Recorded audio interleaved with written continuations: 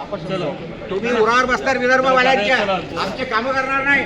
7 दिवसाचा काय तमाशा करायला इथं आले आहेत?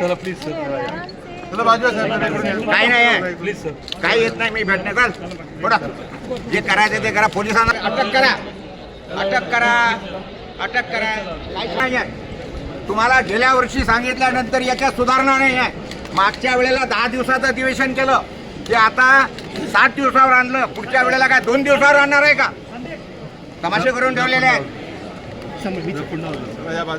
काय पडले करू नका, काय पडायची करत नाही. त्याच्या बळच नाही जात कुठे. तेवढं सांगा.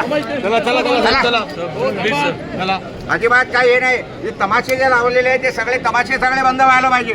पुढच्या वेळेला जर अधिवेशन 7 दिवसाचं केलं ना, अजिबात होऊ देणार नाही आम्ही. महिनाभराच्या खाली अधिवेशन झालं नाही पाहिजे विदर्भामध्ये.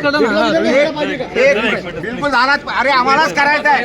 आम्हाला या नालायक लोकांसोबत राहायचंच नाही आहे. हे सरकार दिवाळखोर सरकार आहे. 10 लाख कोटीचं कर्ज आहे ऑलरेडी.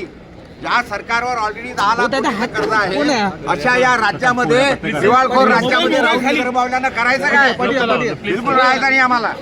काही मतलब नाही. बिलकुल आला हो जाओ.